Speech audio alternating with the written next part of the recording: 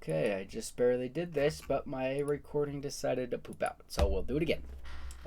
So my game is World History Jumpers. This is the logo I'm planning on using, just showing the world on a textbook and how you can go from this place to this place to this place. My publishing name is Sempy Games. This just says how to say it, Semp E, not Senpai.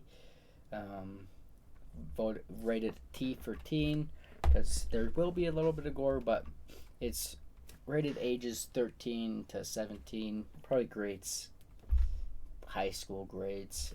Students will start getting into this. If a student wants to go more and into depth, I could release a M version of the game showing more gruesome things that I've learned and applied to my game, and maybe that'll be like a college level course. History, can it be a game?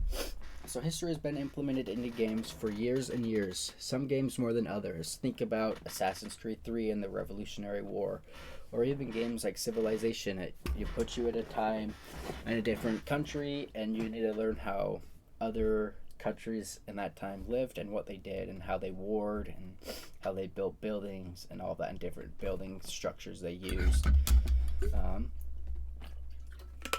My game will utilize history in a fun way and playing in unison with learning. Will my game have too much content for the player to get overwhelmed?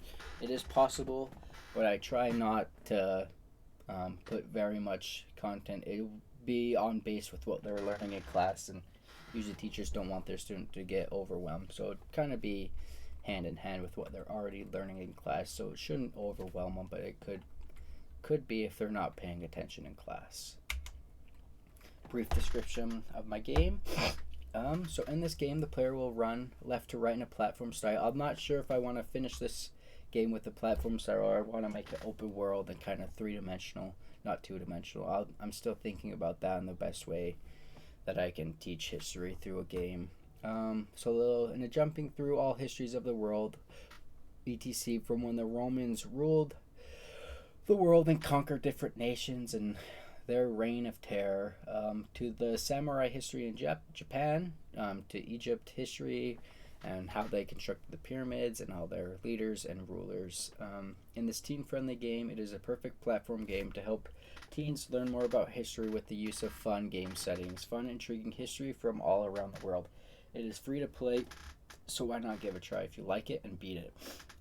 Obviously, it's an educational game. I don't want a player to pay for it because so many people are not going to pay for it or not get what I have for and get what is in store for them.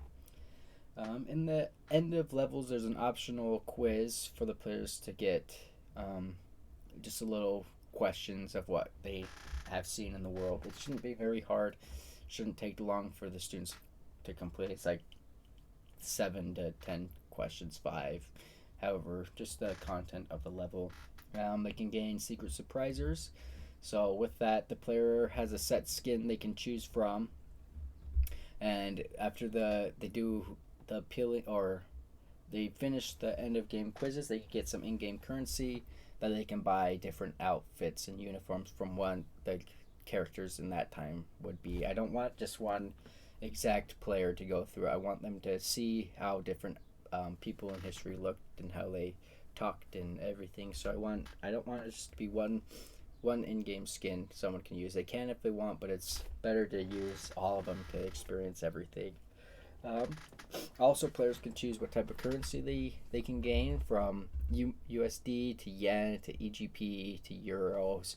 And with this, I want the player to learn about the different cultures' method of playing and payment and how different countries' currency amount to ours, because we're only used to ours. For most Americans only know US dollars. They don't know what a euro is or how much I don't know how much our money is inflated or theirs to compared. I don't know.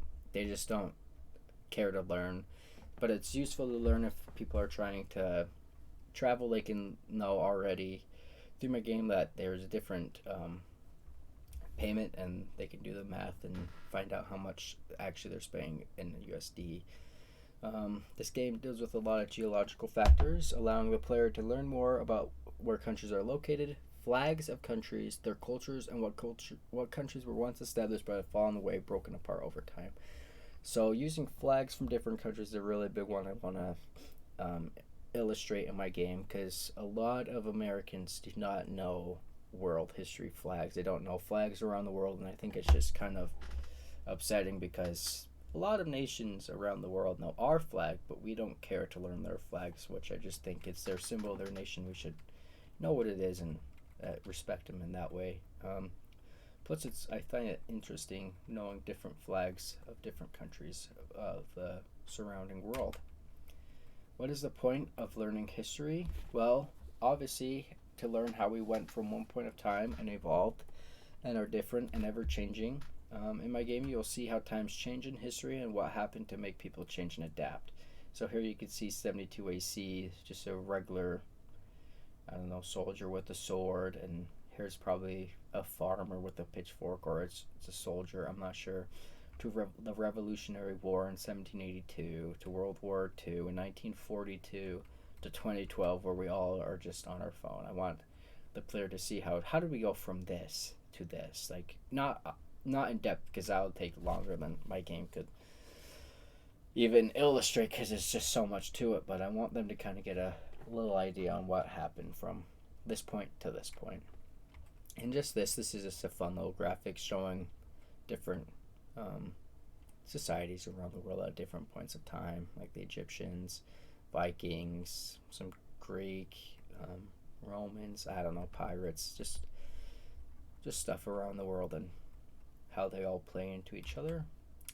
Can we have one game world or can we have multiple game worlds? So in my game, it's history. I don't want the game to only be set in America, or I don't want to only be set in Rome or anything. I want it to be all around the world. I want it to go from this place, so you can be in this place at one level, and then this place at the next level, and then finishing at this place. I want the game to jump around and show students different parts of the world and how they live. Can we really jump around the world and have it all make sense in the game? How will the player remember anything if it is constantly changing? So with this, I'll use some NPC dialogue, some cutscenes, different architectural buildings, different layouts, like just different stuff that I think will grasp the player's attention, and it won't be too much overwhelming stuff like I already said. It should just already play into what they're learning, and hopefully with the use of this they can see it in their head, and when they see a question on a test they can jump to my game and remember, oh, I saw this before, yes, it must be that answer. So just by seeing it in a game, sometimes it just burns into the student's head that they know what it is already. They just need to do a little bit of digging. Why should we support this game to begin with? Oops. So obviously it's an educational game for education. I'm sick of seeing kids struggle in school, especially in history class. I have friends in high school who struggled in history, so I took the time out of my schedule to help teach them what I knew and gave them ideas and study plans just by working with them and drawing things out, showing them videos, books, articles on things I've read or watched, help them. I would like to say as they stop struggling as much and pass their class with no lesson to see. Just by me sitting down, talking to them and kind of drawing out what I know, it helps a little bit because I know kids' histories at the end of the day, they're tired, they just want to lay down what the teacher's just going through their head, just one ear out the next, and they just can't grasp it.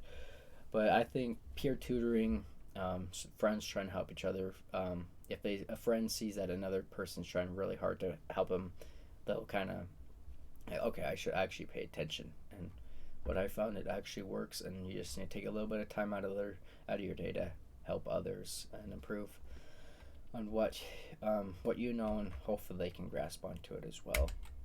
So just a little bit of core mechanics. I won't read all of this because it is quite big, but just some key factors. I want my NPCs mechanics to be useful to the player, giving them useful information and insight on what is happening and how they will need to complete tasks to move on.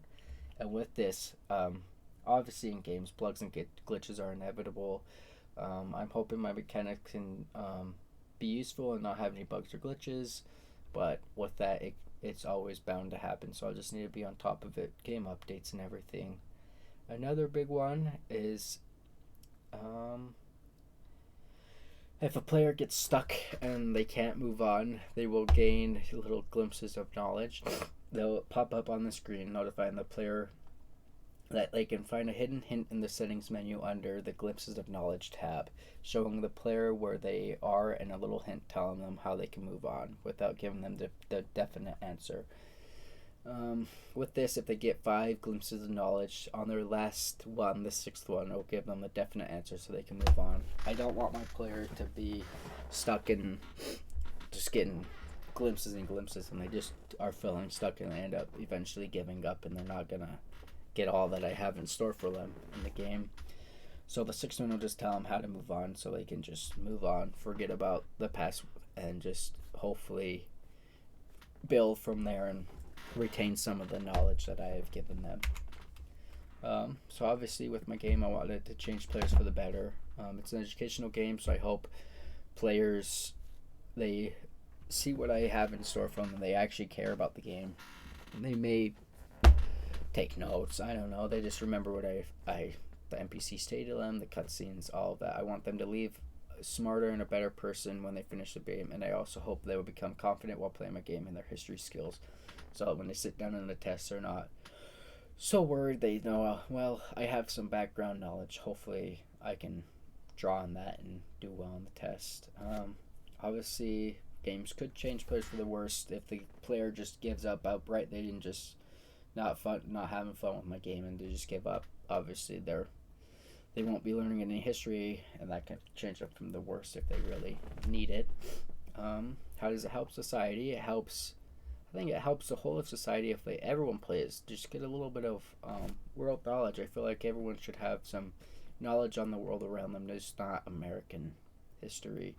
It's good to know how different countries came to be and how they operate and their money and their flag, and just good information to know.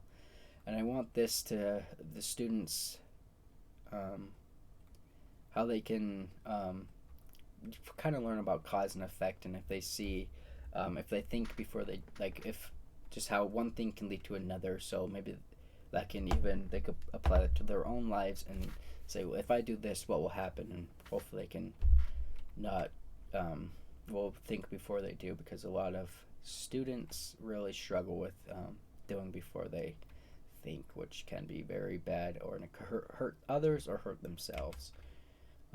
Game flow, this just goes into more glimpses of knowledge, and if a player wants to back to another area of the game, they can. So maybe they missed some information, like, well, what happened, it doesn't make sense, so they can backtrack and learn about what exactly happened if they don't feel like they got everything, or if they just want to go back and visit an area of the game because they enjoyed it. And then this just talks about my glimpse of knowledge, the 5 hints, and if they get the 6, they'll tell them. I don't want my player to give up completely and miss out useful knowledge they will receive by playing my game. I want the environment of my game to be fun, and for the knowledge stored in my game to be easy to obtain for players, and for them to build off the knowledge provided to beat the level and end up an end goal to pass their class with an acceptable grade, at least a C. This is just image of the glimpse of knowledge. I won't use it, but this just kind of gives a rough play of what I may use. Just says glimpse of knowledge. It'll be probably in like the top left of the screen. Here is a checkpoint, save point, world save logo that will pop up in the bottom right. It'll just notifying the player that they're at a save point, and if they need to leave, they can. Or if they need to leave before they're at a save point, they can go to the settings and click save and exit, and that'll do it too. And they'll just, when they load in, it'll load them right into where they saved, and they could just carry on from there.